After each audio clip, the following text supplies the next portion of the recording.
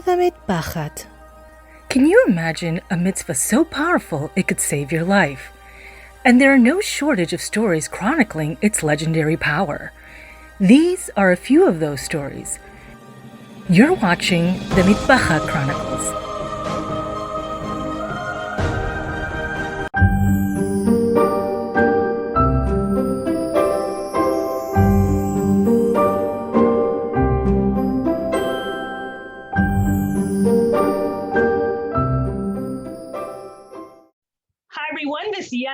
Welcome to the Mitpachat Chronicles, and if you're new to this channel, please consider subscribing so that you can stay up to date with all the latest episodes. And if you like this episode, please join in the mitzvah and share this video. And my guest today is, like myself, a native New Yorker, but comes to us today from the Sunshine State of Florida, here today to talk about her journey and head coverings. I'd like to welcome Yael Tempelberg. Yael, how are you? Baruch Hashem, how are you? I'm great. Baruch Hashem, Baruch Hashem. So how are you doing out there in Florida? It's good. Baruch Hashem, it's good. It's just very warm right now. It's very warm right now. It's like you can't enjoy the weather because it's just so hot, you know? I know. It's been crazy weather this year for sure. Like, you know, all the way here up in the north, we're going through a little heat. A lot of rain this year, I noticed. It's been a trying time, you know, since COVID. It's really been a trying time for everyone. We're just trying to adjust. And I think that a lot of people probably felt this was going to be their summer of escape, and maybe not. You know? It's been a lot of like rain. Yeah, but it's so good. It's so good. Yeah. So I'm so glad that you're on today. Thank you so much for agreeing to come on and give Hizuk to all the ladies. We're excited to hear about your journey. I want you to talk to us a little bit about how you grew up in Brooklyn. You know, what life was like for you and your journey in head coverings. Okay, so thank you for having me. I wanted to thank you. So I grew up in actually in Conversos. My family, we were modern Orthodox, and you know we were shomer Torah mitzvot, you know, Shabbat and kosher. We were more modern. Like we were, you know, when my mother didn't cover hair, we wore pants. It was like that. And then when I got married, we actually moved into in Borough Park, and my husband Which is a lot more religious. There's a lot more religious in the neighborhood. Yeah. So being that we moved there, my husband at the time, his grandmother bought me a pe'ah, and so I would wear it, you know, out of respect for her. You know, she bought it for me. And were they really, really religious? Like, were they really? Yes. Yeah. So what was this conversation like with your husband? Like, did he have to say to you, like, look, Yael, like, you're going to have to put this on, just do it in front of my grandmother? Like, how did he get you to now start covering? Because for some women, it's hard to cover even with the sheitel. You know, forget the mitpachat. Sometimes it's hard to get him to with the sheitel as well. So what did he say? What was that conversation like for you? Was it right after you got married, or did he work his way into it? How did this work out? So we knew that she was going to buy me one because, you know, she wanted to wear one, obviously. So I would wear it, you know, when I would be, you know, with her, and, you know, in Borough Park, you know, we lived. And then when we would go out, I wouldn't wear anything at all. Right. And then were you ever afraid that she'd catch you out there in the street? No, because I didn't go where she would be. Right. It's like a double life, right? Like you're living this. Exactly. And then after a year or so, after a few months, I said, like, what am I doing? Right. Why am I just putting this on for her? Right. And then something inside me, I guess Hashem gave me that started planting seeds in you. Right. Yeah. Like, you know, it's like, who am I? Am I fooling myself by doing that? Now, what was your husband thinking? Because, like, he obviously was okay with you putting on a sheitel or covering your hair. Like, he was obviously okay with it because he really didn't care. Like, listen, this is what's coming. Like, part of marrying me means that you're gonna have to do this. So, like, was he happy that you were all of a sudden like waking up to like covering your hair? Was he really happy about this? I don't think it mattered to him whether I did or I didn't. That's the truth. Like, it wasn't like we had a conversation about it. You know, it was more myself, me doing this on my own. Right. It wasn't anything. And he had no problem with it. Like he, you know. Which is really great because a lot of women, they struggle with their husbands not supporting them And if they're going to do it, it has to be a very long sheitel, very flowy sheitel. And sometimes like the woman just gets outvoted altogether. Right. There's some memory just popped into my head when we moved to Florida. It's hot here, so it was like to wear the pe'ah, the sheitel it was just uncomfortable. So right. When we would go out, so I would put on Mitpachat, and he's like, "Oh, that's how you're going out?" And I said, "Like, yeah, why not?" Like to him, I guess the wig, it's nicer. You look nicer. You think right. you look nicer. And I would put it on for him, out of respect. This is without me knowing anything about, about the where sheitels come from. Like I didn't know that. Well, we'll get to that in a minute because I'm telling you, like that reaction that your husband had, I think sometimes is what some husbands have. And it's funny because I've heard some stories where, and I don't know if it was Rabani or Reed who came out, and I think she said, and I could be wrong, I could be misquoting, but I know like I've heard somebody say that their husband's reaction when they saw another woman wearing a mitpachat is like, absolutely not. Like, you see that? No, like that, like for them, like that was it. And so I feel like sometimes that, when you have your partner in life, like it's almost like you feel crushed when you're hearing that reaction. I feel like sometimes, there's a very defined beauty standard that whether we realize it or not, like I think that a lot of people has said that this is the standard. And it's funny because we hear all these people say, beauty's on the inside, all this and don't. But we're always looking to the outside all the time. And I feel like sometimes it sets women up to really feel like they have to fit into a certain standard of beauty.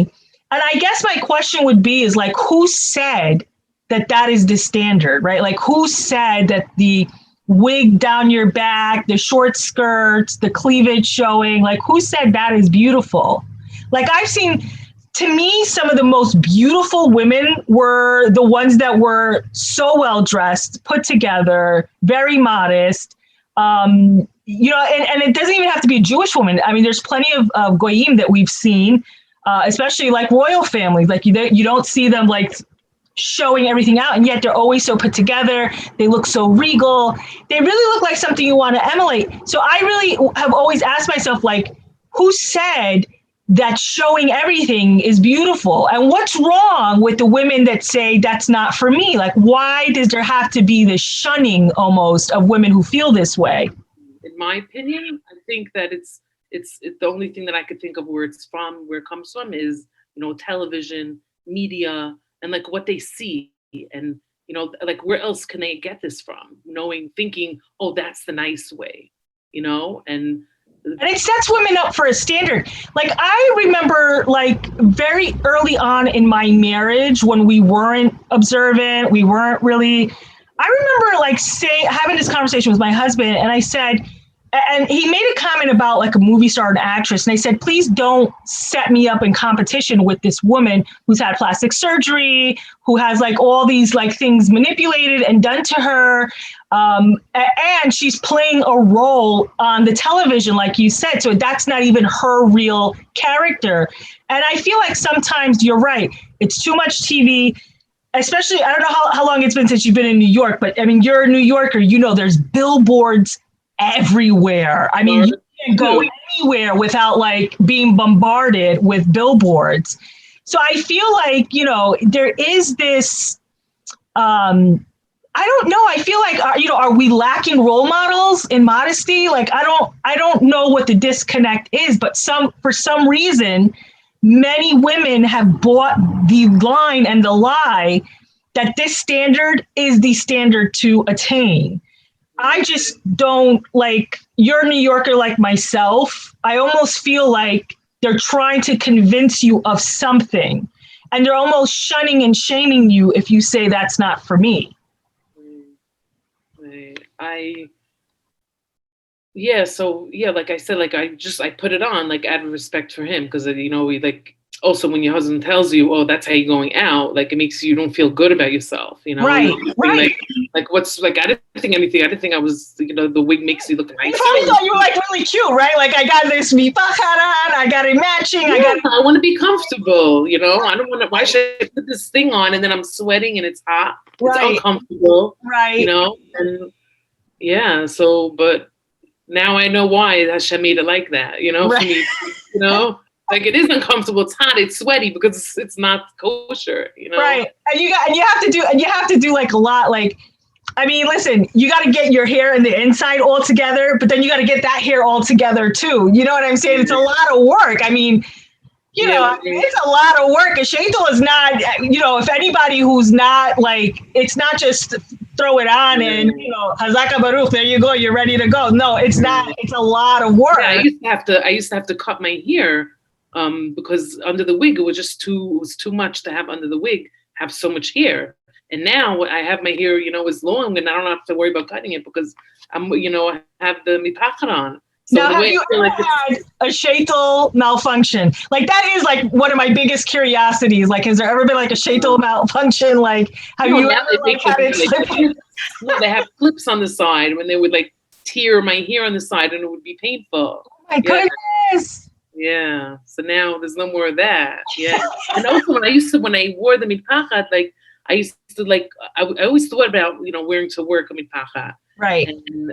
But the thing is they would always slip off. And I said, if I'm teaching and, you know, and I keep having to fix it, it's not like, I'm not going to feel comfortable always having to fix it. Yeah. It's almost like those girls who wear the skirts that are too tight and they keep tugging it down. Like, you know, you're uncomfortable. Like it just shows, you know? Right.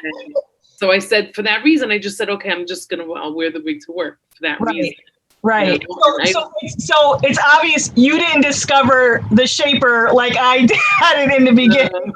I tried that, but it's harder for me to rap with it. I don't know why. You know, it's so funny. Like I remember, I mean, I've said this story a few times already when I was getting married. I didn't have the shaper. I mean, I'm telling you, the shaper has changed my life. You know, not that I'm going to go out and do cartwheels. I'm way past that in my life, but I could go out and do cartwheels. Like I'm telling you, like I used to try it without the shaper and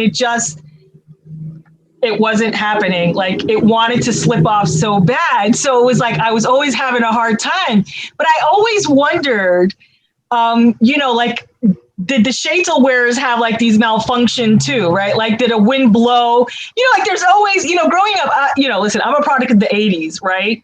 And, you know, there was always these toupee jokes. Remember the wind would blow? Yeah. Right? So in my head, I was like, oh my gosh, what happens? Like you get caught out there and it's like there's all this wind. No, that didn't budge the sheitel because it was with the clips. You know, right. On the side. The only thing that's budging now is like your baby hairs are getting all ripped out, you know? Right. Oh my gosh. Yeah. I never, you know, I always wondered that. Like, has anyone had a sheitel meltdown? You know what I mean? Like, yeah. So, I mean, so you're going out, your husband kind of like devastates you. Did that set you up to like, did that like all of a sudden create in your like head, like second thoughts about putting on the mitpachat after that? Well, yeah, right away, I put the wig on, you know, and then the mitpachat I wear in the house, you know, like, because he wants, I guess, you know, to look nice, you know, like they think that looks like nicer than mitpachat. So I mean, you got this set up, and so was it always this way in your marriage? Because you're no longer married now, correct? Right. So, I mean, was it this way the whole time? Did you say I'm only going to wear the mitpachat in the house? And then I still wear it out, like when I went shopping. I just really, the truth is, in Florida, being that it was so hot, I wore it to work, and that was it, you know, and you know, in the classroom. And then when I would go out with him, then I would wear it also, but not all the time. And it's easier with the mitpachat. It's more comfortable, and you know, why should I make myself be uncomfortable? You know, and then when I went through the divorce, I actually they were having like a big sale, and I bought myself for, I think at the time it was like $600, and that's cheap for a wig.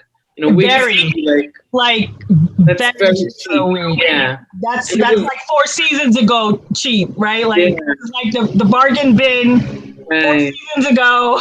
Right. This is going back, I think, been 3 years now. And I purchased it, and I always had a shorter wig. Not because it's Vermont, it's just that was the style of the wig that I chose, Right. And then, I wanted to feel good about myself. So I went out and bought this long sheitel, and it was with waves and with highlights. It was like things that I never had. Now let me explore that thought for a second. I wanted to feel good about myself, right? I think what you just said there is really so monumental. I don't even think like what you said. There is this concept of women not feeling good about themselves. And again, I don't know if we're going back to that beauty standard of trying to, I don't know, did you feel like in order to feel good about yourself, you had to now conform into society's quote unquote standard of beauty in order to do that?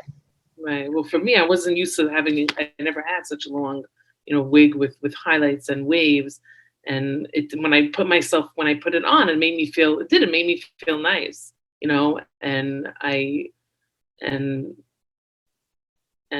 that's why I got it at the time, and then I would say several months after that, I was introduced into Rabbi Yaron Reuven and learning about the modesty of wigs and where the hair comes from. And now let me ask you. Now, people who know Rabbi Reuven know he is a very big supporter of the mitzvah Mitpachat, right? And so I got to ask you, you go into the shir, you have your sheitel on. Oh, no, I didn't go with the sheitel. That's what I wanted to know. Because I'm thinking you're going to his shir. Right. You feel remember those commercials, Calgon, Take Me Away? Yeah. Because it's almost did you feel oh my gosh, I want to just pull this off now? So you went in with the mitpachat. So let me ask you, what was your decision behind that? Why didn't you feel comfortable to just go in with the sheitel? Because it made you feel so good. Right. Well, at first I would listen to him online, and then I started going to the live ones, and I knew the issue with the wigs, but I wasn't there yet. I didn't really know. Right. I wasn't it didn't hit me yet, I guess. Right. And so I knew how he felt about it. So why would I do that? Why would I put something on if I know how You're so wise. You really are so wise. So I would go in with the mitpachat or a hat. I would wear a hat. And yeah, and then learning about the how the modesty issues and how learning from where the hair comes from, and there's really no way 100% a way of knowing where each strand of hair comes off of a wig. And if even there's one strand of avodah zarah, and by wearing it on my head, why how would that be counted as a mitzvah? Just the whole thing didn't make sense. And after learning and watching lots of videos, listening to the shurim, it didn't all happen very quickly. I would say in the beginning I didn't uncover it right away. Because like I said, it didn't hit me yet, I guess. But I mean, that first, the first few shirs, were you saying, that's this rabbi's opinion? Did you feel that way, or did you were they sinking in? Were the seeds sinking in, or did you feel I don't know, I don't know what, I can't remember exactly the push that made me say, okay, that's it. Right. It just came to me, I guess, and after seeing that, and we trust, what's going, we trust what our Rav says, and it's after seeing and knowing and all the research that has been done, there's no way of knowing that where each hair strand comes from. So why take that chance? I want to get I'm not going to do a mitzvah and do a sin at the same time. Right. Right, because then what's the point of doing it? For that, just let natural hair flow out. Right. No, I get it. Yeah, absolutely. And then also, I always thought to myself, why am I covering my hair with hair? In the beginning, I always had that in my mind. Go ahead and have the same question. Sense. Why? Yeah. Covering your hair with hair but you're still having hair, even though it's not your hair. So it didn't make sense to me. And especially the wig makes your hair more beautiful than your natural hair. So it's like when you're trying to be more beautiful for the outside world, you have to be beautiful in the inside, for your husband in the house, not for people outside. Like, I mean, a lot of goyim ask me this too. They're very perplexed by it, especially when they start learning, that Jewish women, that all Jewish women should be covering. And right away, the sheitel questions come up, and obviously, what about the wig? And so, they're very perplexed. And it's funny because, I think that sometimes they wait until they feel like, with goyim, they sometimes always like they wait and feel you out, right? And then there's always that, can I ask you a question? Right? Like they wait a few times that they meet you and then they ask you. And, sometimes I feel like, because there's like 1 of 5 questions they're always going to keep asking. Right. The covering of the hair is like one of the top questions that women ask. It's funny, the women ask this all the time, but without exception, I don't know that I've ever had a woman not address the hair on hair issue. Like it didn't make sense to them. Oh, really? So it's so cute. It's so funny that you also felt this way. Yeah, it's like, I don't know. I can't think of the word right now coming to my mind, but like, it's not hypocritical, I shouldn't say, but like, it just almost doesn't even make sense. It just doesn't make sense. It's like, covering your hair, you're supposed to cover your hair, and covering it with hair. Like, how is that covering your hair? Like, even though it is covering your hair, but it's not, it's just, and it just doesn't make sense. It just like, yeah. It's funny. It's like, I often wonder, like when, like you, I've heard a lot of the investigations and everything behind it.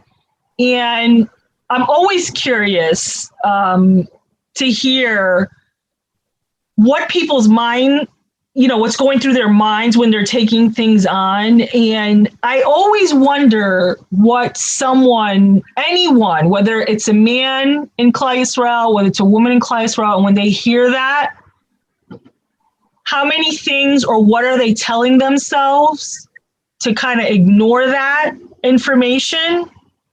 So it's always like I've been like really curious since that information has been coming out into Klal Yisrael about where the hair is coming from, what people are saying. And again, it's such a touchy subject that I feel like sometimes like I just said, like the goyim, they wait a few times to wait it out to see, because it does. I'm very curious, like, is it that the woman is feeling that she does want to take on a mitpachat, but her husband's not letting her?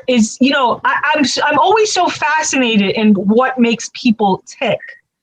And sometimes I'm always more fascinated in the fact of asking the question, have these people asked themselves what makes me tick? Right? Because how do we hear all this and then still say, Right. So, I mean, horror. Well, there you go. That's what it is. It's a very strong thing. And it's so effective. Like the issue is just there's so many layers to it. There really is. And I think it's like you said, I think for a lot of people, it's not this one-time shear. Like, I don't think that anybody can go to one shear unless they're going through something so like traumatic and they need some kind of Yeshua that's I just don't see that one. I think it's like what you said. It's one after the other, and then it's almost like it's like a volcano. Eventually it erupts, right? So you have this eruption moment where you say, this is not for me. And I'm curious, right? Because like I didn't have this back and forth with a sheitel and a tichel, but I do remember how I felt the first time I went out in public. Did you have this feeling? Like, some women have said they had this, like, I don't know if you remember, I had Yocheved on, and I think she made like a classic line, and she said, she felt like the birds were going to peck at her shaper. Did you feel like this feeling like, oh my God? Because, we have this big talk, right, with ourselves, and I'm going to do this, and I'm feeling like empowered. And then we go outside and we're like, wah, wah. Did you feel that? No, so I only, like, when I would go outside, I wouldn't only wear the sheitel outside. I would wear my mitpachat also outside. Right. It was both, It was really, I would wear it to go to work. And then when I come home, I need to go shopping. I wouldn't wear it anymore.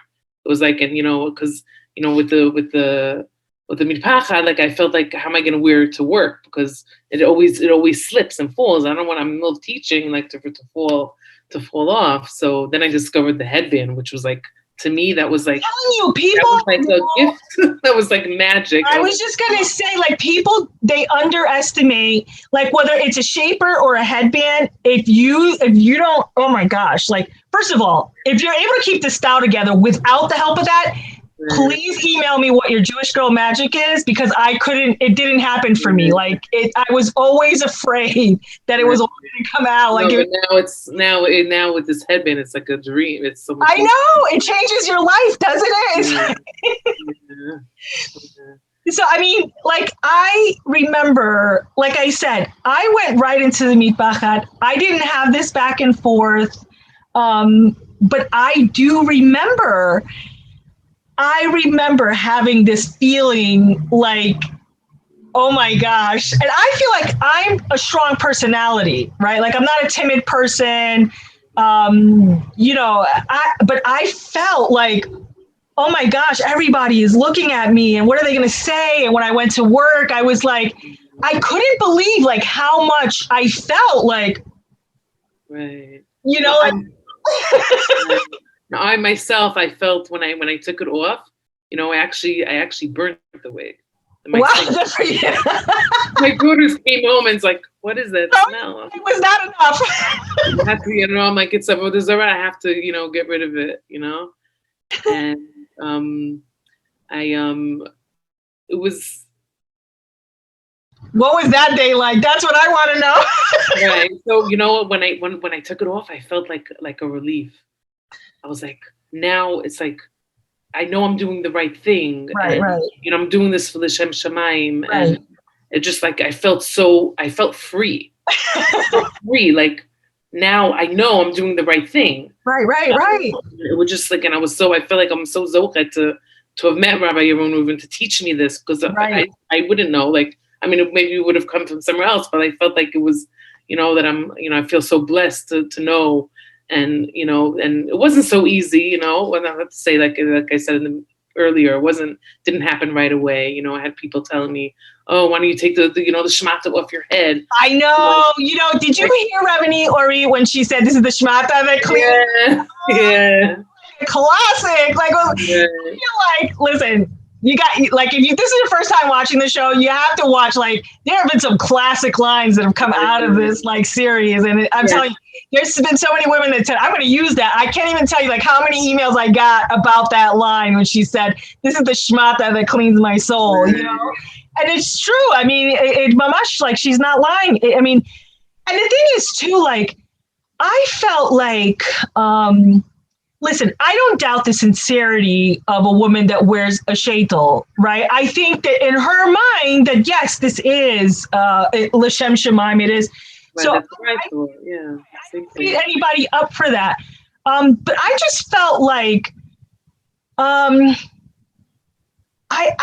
telling you, I was just so naive and perplexed to all of the controversies that were surrounding this, because in my mind, it was a no-brainer, right? Like, it's a no-brainer. And to think this was the way that the women of Klal Yisrael were covering, sheitels didn't come into play. They were not the mainstream of what Klal Yisrael did.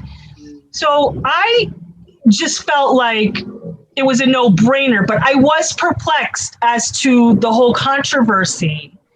And so I think in many ways, like, I'm a very inquisitive person by nature, right? I I'm also Latina, so I have a lot of sazon, and I don't have a problem like going in and asking you, right? Like that's not a problem. Like we have a saying in Spanish, no tengo pelo en la lengua, right? I don't have hair in my tongue. I'm not afraid to just say what I have to say. So I do, but thank God, like what he has given me is the ability to kind of receive information, like without the, and I do, like, I am perplexed, like, what, and of course, there is no one issue. There's not like you can say, this is the one thing about why people cover this way or that way. But I'm always curious to hear. And of course, there's always common themes that come up. And I'm wondering, like, how many of these, like, what was the biggest thing that hit you when you were going to these shirim about switching over for good? Okay, so the one thing is from where the hair, it comes from, and if there's no way of knowing where the hair comes from, then why put that on my head? And then the whole modesty issue, it's just not modest. And I know myself, like I said before, when I wore the wig, I felt more, I'm not going to say the word, but like it did make me feel like way. And that I know now I know that it's wrong. Like, you don't need to feel right. That, that's not gonna, that's not my goal in life, Right. I have better things to, and, it's not only that, just listening to Shurim and learning, like I feel like I'm introduced to, I was growing up, I learned things, but never like the true, like real deeper meaning behind being Jewish. And, after listening to all different Shurim on emunah, bitachon, and on, modesty, on all different topics. It's not just like only modesty topics. It's all, all a bunch of topics, so much to learn. And, I look forward to, learning more. And, when I change and I see my daughters also, grew from, we go together, we learn together, and it's, I find like it helped me so much. And so now this like brings me back, because you mentioned your daughters, right? So now what did your modern Orthodox family have to, did they feel like, where did we go wrong? Did they feel like, why are you doing this? Like, I've also heard that story. You know what I mean? Like, I've heard, like, there are family members, they almost go into mourning when a woman says, I'm going to put on a mitpachat, which again is so perplexing to me. It really is like perplexing to me. No, most of my family were fine about it. It was just a few that were like, you're not married, take it off. Why are you wearing it? And I said, because I'm wearing it because it's a mitzvah, and I don't want to stop doing a mitzvah. Right. If I can get married for this mitzvah, why should I not do it? Have they come to terms with it? Right? Have they come to terms with it? Or yes. Now they don't bother me. In the beginning, they're like, it's the Yitzhahara trying to like, it wasn't just once, twice, three times, a few times, like, oh, I want to see you look nice and beautiful with your hair out. And I said, well, this is beautiful. This is beautiful. Like, each and every person's eyes, beauty is, different for them. They think that, having your hair out, that's what beauty is. And, there's nothing wrong with having your hair out, but for your husband. This has been like a constant theme that a lot of people that I've spoken to, wherever it's been, it's this, right? That you fight to a point, right? In the beginning, it's hard. In the beginning, everybody questions it. You question it, your immediate family, your community. And then after you hold your ground, they stop. Right. Yeah, they did. And now everything's fine, I mean, they did, they thought it was crazy that I burnt it, like I went extreme. But you know what? Like for me, it was this reaction. A lot of women have this reaction. My friend Deborah, she said like she burnt it. Leah said she burnt hers. Like there is this, I mean, I gotta say, kol hakavod to all of you, because first of all, like you paid all this money for this shit. Now there's like this burn party, and you're like, yeah, everyone's like, why don't you just sell it? I'm like, What? Yes. I'm going to sell about this. No, thank you. Right, exactly. It's like saying you're gonna sell like this miniskirt dress like to another girl in another batitra. You're not gonna do that. But it's funny, like there is this reaction that people want to burn it. It's like really, it's really tremendous. Like I think it's a more mitzvah when you have something that's avodah zarah to burn it, not just throw it out. I mean, good for you guys. I mean, this, but I always get like such a like a warm feeling inside when I hear that. Like when we're like, I burned it. I'm like, good for you. That's hold on there. Good for you. So I mean, like, were your daughters already like grown and at an age?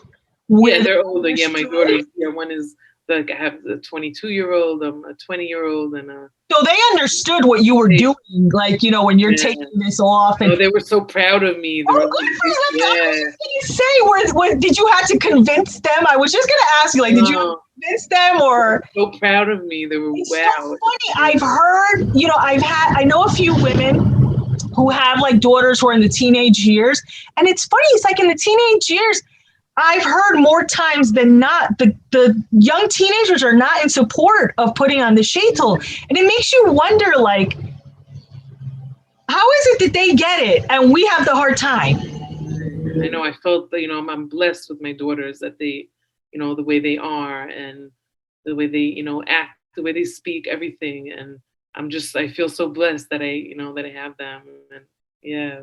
I mean, that's really tremendous. And I got to say, like, this is what I really hope that, like, the next generation, right? Like, please hold on, guys. We're going to get our act together. We, the adults, are going to get our act together. Bezrat Hashem, we're going to do it. I am just always so proud. I can't even tell you, like, how many younger women I have met that are so in support of the Mitpachat. And I wonder, it makes me like think of that pasuk, when Hashem was having such a hard time with the people when we were in the desert, and he said, I'm not going to deal with this generation. I almost feel like, when Hashem is thinking about this, Has v'Shalom, is he's saying something similar like that to us. Because you look at these younger women, and they do seem to have this courage to say what is right for themselves. You know what I'm saying? Like, they don't always, we're constantly trying to like raise our kids not to be swayed by the masses. And yet we go willingly to whatever, society says is going to be the new norm, whatever it is. And I feel so very proud of that generation. I'm just like in awe of their koach to just say, no, that's not for me. And so many of them been encouraging their mothers to take on the mitpachat. I think it's really amazing. Yeah. I feel it's more at ease, I'm more at ease, and it only be, and I see my life has, changed because of it, like in different ways. And it just, like I'm not like, I'm not to say this like to show up, but I feel like I'm humble, like I don't like to like, show off. It's just like, that's the way I am. Not because, it comes easy to me because that's the way I am. It's not something that I have to work on, because that's the way Hashem made me. And so for me, maybe that's why it was easier for me to do this, for people that it's, not like it's hard. It's a hard thing, it's a hard thing for a woman to take upon herself to do this. And right. And for me, and maybe, maybe it was just easier for me because that's just, just me. But, like I feel like I want to like tell the whole world how, the reasoning behind this, and I want them to see the truth. And it's just so hard. It's like, I think that is the challenge, because a lot of times, no matter what it is, especially like I say this a lot with people who are balei tshuva, right? Like we get this light bulb moment and we think like, we see everything so clear now. And we're like, why can't everybody else see it? Right. It's the only thing I can say is that, like people have asked me a few times, like, what what do you say to someone? And as a woman, I say that there is nothing you can say. You actually just have to live it. You have to be about it. You can't talk about it. You have to be about it, right? Like you have to be one with this mitzvah. And I think that, and to be quite frank, like, you know, I wear Mitpachat, I almost forget like that it's on because it's just such a part of me now. So I think that, you know, my personality is just free to come out. And I think that people are so gravitated, you know, to the personality. Oh, and by the way, you cover your hair. So I feel like it's not really something you should know the laws. You should know what's behind it. You should know all of these things. But if somebody's looking for that smoking gun statement, it's not something you have to say. It's something you have to live. If that makes any sense. Like, I feel like it's the women that are going to encourage the women. Like, we kind of have to be there for each other wherever you are in this mitzvah, without judgment, without, and listen, that's not to say you need to learn about it. You, like, everyone does, but I feel like there's something within Bat Israel that we have to step up for each other.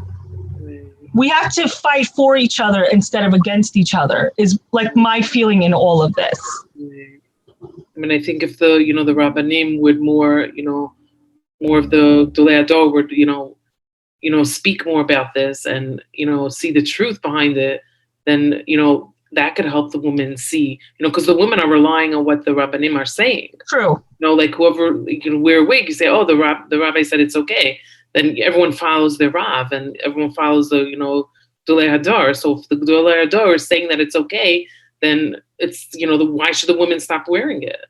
You know, and that's, I feel like if more the, you know, more Rabbanim would be out there, more, like, you know, seeking the truth and seeing the truth and then, you know, that would help the women more. I don't know. I wish that we could have a more honest discussion. I almost feel like, you know, to all my ladies out there, I really would hope for a discussion, not like a finger pointing. Like my mom always told me, you point your finger at somebody, there's 3 more fingers pointing back at you. So that's never going to get you anywhere. I really do. Like because I have had women who wear the Mitpachat and have said that women, Rabbanim, the community have said like very terrible things to them. Like they're sinning, they're not. And I want to really understand what they're relying on to say such a statement to a woman who wears a Mitpachat, that you're sinning, that you're a Halul Hashem, that you're not strong. I really want to understand this. Like I've heard women say to me that they've had Rabbanim say this to them. Yeah. Exactly. That's the face I have. Like, I want to know what you're relying on when you tell a woman this. And like, do you not realize like what you're doing to that woman? You know what I mean? Like I do, like, I want to know what sources are you relying on when you say this to a woman? Wow. I never knew that. And that's part of what prompted me to come out with the series. It was the tears behind the women who had that said to them. Wow. It was so devastating. And that's what I'm trying to really convey, is that do you not understand the devastation? Because these women are not giving up their Mitpachat. They're not.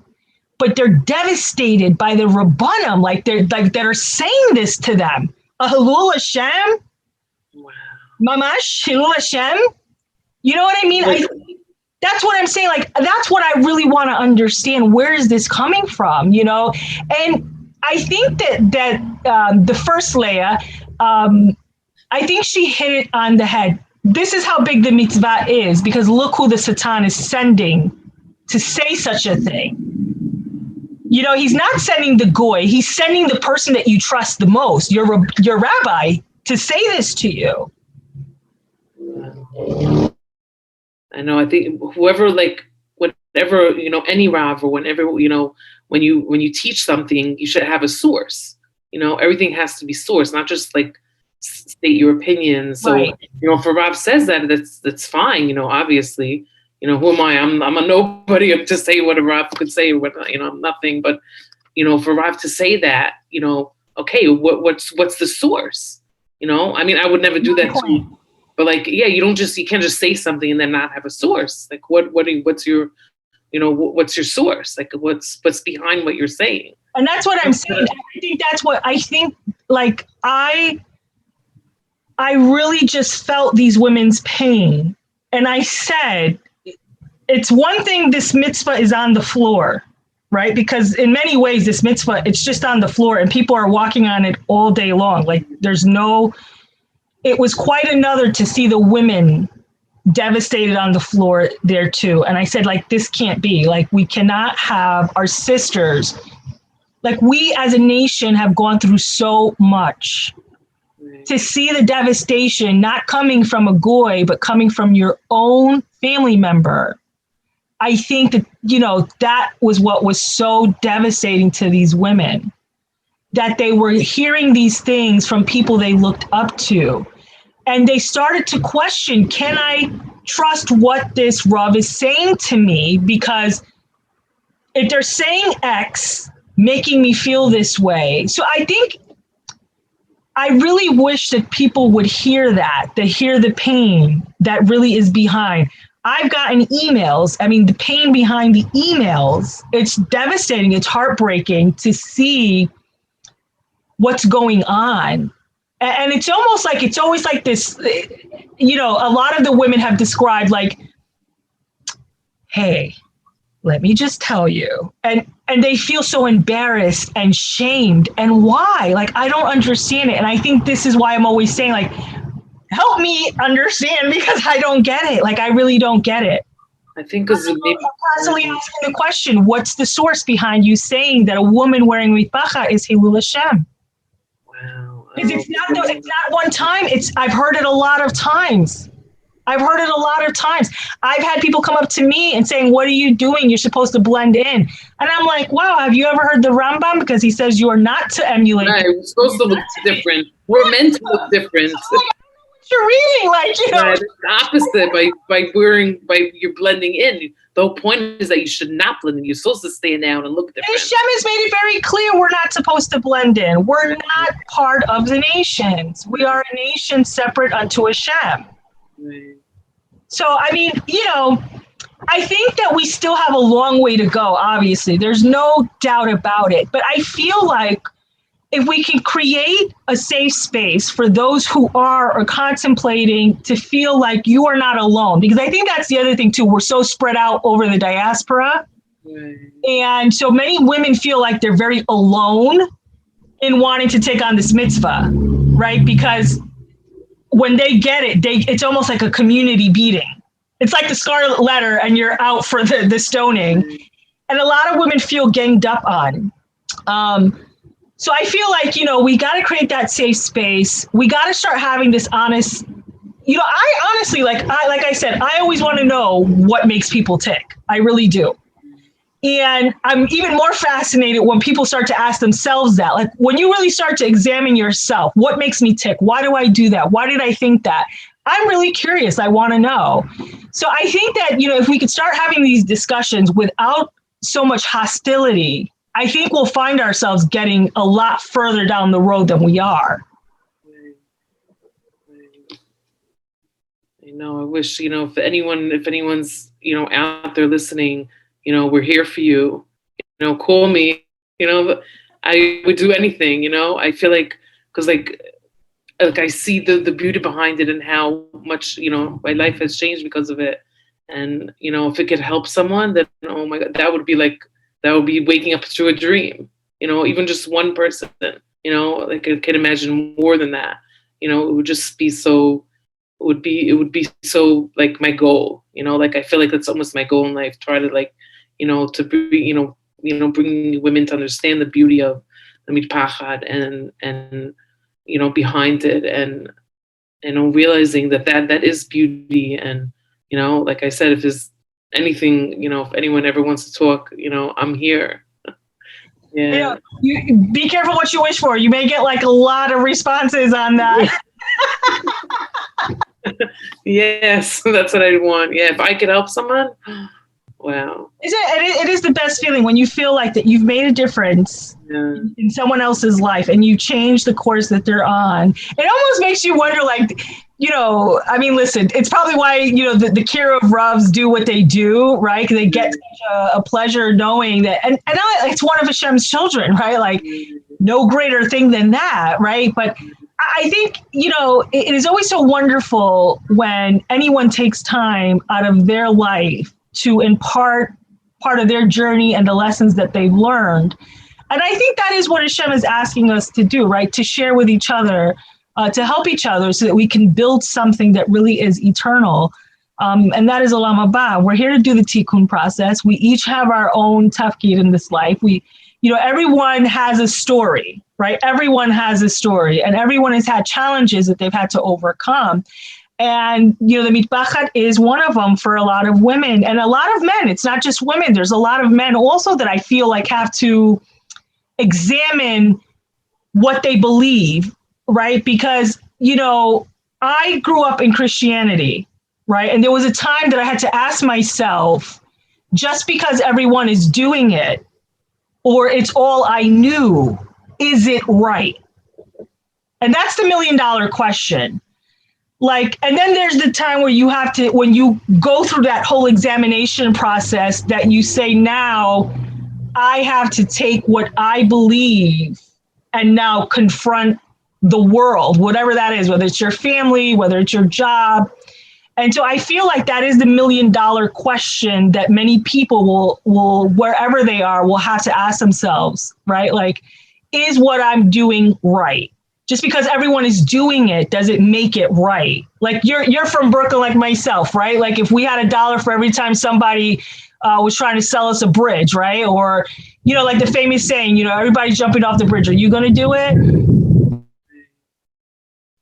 So, I mean, there's a lot, I think, there's a lot, I think, of work that we have to do. I think, we just start by asking ourselves the questions like, why am I doing this? And I think that, I would say for women, like, if you are contemplating, taking on this mitzvah, I would, just with Hashem's help, ask yourself the question, right? Like, why am I doing this? Like, why am I doing it? Am I doing it because I saw my ima do it, because I saw my grandmother do it and my great-grand? Like, why am I really doing this? Like, do I fully understand the mitzvah itself? And if, listen, if after all you go through, you land at the shaitel, you land at the shaitel. There's nothing you do, but at least you can say, I went through the process and I understood this mitzvah, and this is the conclusion I came out with. Right. Yeah. Once somebody, once you learn the true deep meaning behind the things we do, in Judaism, then it brings you closer. Not just like doing it because, oh, that's what we do. We're doing it because, that's what the Torah says. And once you learn, in that way, it brings you closer and you feel connected more. I don't know if what I'm saying you understand, but like when you learn, I get it. Yeah. Okay, so after like learning so much, and now like I see the beauty in it. Not just like, I'm not just doing it because that's what we do. Like, Shabbat is so special to us right now. Like, I always kept a Shabbat all my life, but now it's like, Shabbat. Now it's like, this is it, the best day, and we look forward to it all week long. We talk about it. And right. Just like, growing up, it was like, oh, we can't do anything, like, or we just play with our friends. It wasn't like a connection to Hashem. And now, after learning, like, now we celebrate Shabbat every week, and it's a more like a real feeling of a deep connection with Hashem. And right.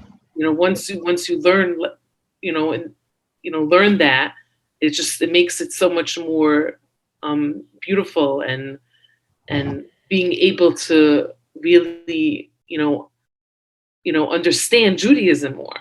not just doing it because, that's what we do, and it's, yeah. It's funny. Years ago, I used to be a havruta to somebody, I think it was like Partners in Torah, and they connected me with somebody to be a havruta.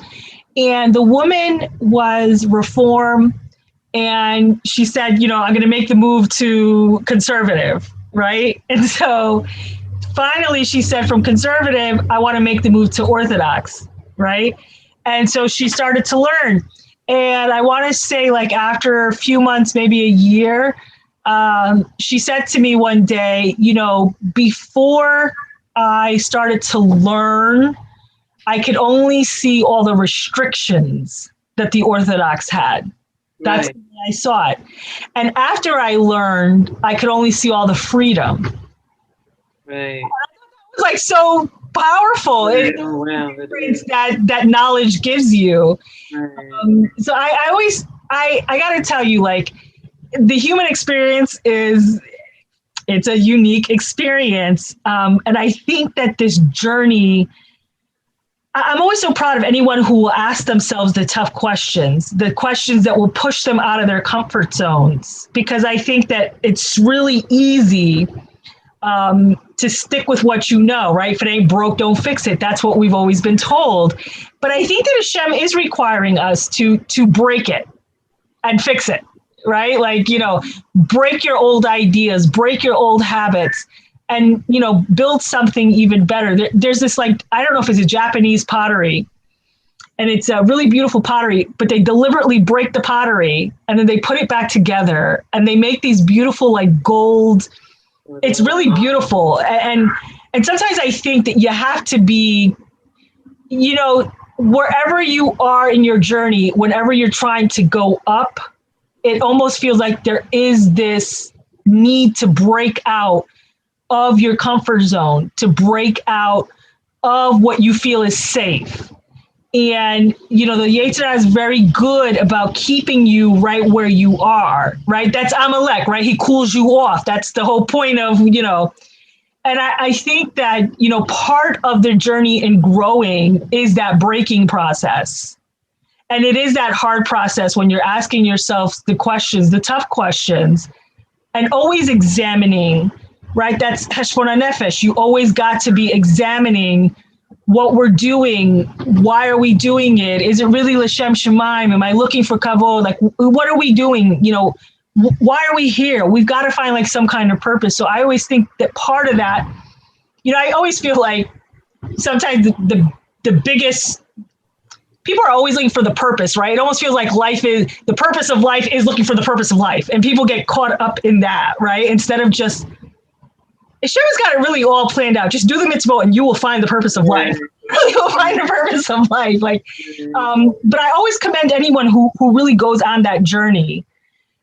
Because if you can be honest with yourself, right, it puts you really are free. Like, you really are free. When you walk truly with Hashem and you're able to check yourself, like, I think that there is something to be said about that. And it's a journey that not everybody's willing to take. It is a tough journey. There's no question about it. But the reward that you will find for having been true to yourself, I think there's nothing that can match that. So, life is a journey. It's very hard. But, this is what it is. For me, I wanted to mention also, for me, being that, that I got divorced. So, like, it was extra hard for me to cover my hair, with just in general, because, I always covered my hair, but now that I'm getting divorced, like, now I'm going to cover my hair. How people going to know that people going to think I'm married, because that's what I look like. And, after learning a lot and, understanding that the true reason for covering your hair is it's not to show, that you're married. It's you're doing this, just for mitzvah, and that's why I'm doing it. I'm not doing it to show that I'm married, because in the beginning it was hard for me. Like, how am I gonna, because I felt like this symbolizes marriage, right? And being that I'm not, I felt like how can I, it's 'cause it's hard, it was hard, but now I'm just, I just feel so in one with it, because now I understand the true meaning behind it. It's not just the symbolism of marriage. It's also, you're doing a mitzvah. And once you start doing a mitzvah, you shouldn't really stop. So that's what gave me the, the courage to do that, for that reason, even though it was hard, like once you understand the meaning behind things, and, it makes it easier. And yeah, I have a lot to thank the Rav for that. Well, I want to tell you, I thank you so much for coming out, for sharing your journey, for such words of wisdom. And again, I'm always so fascinated to hear people's process in, evolving in this mitzvah. Very tough and sensitive topic. I mean, again, I don't know why, except for like what you said, it's the Yetzer Hara who makes it this way. And I'm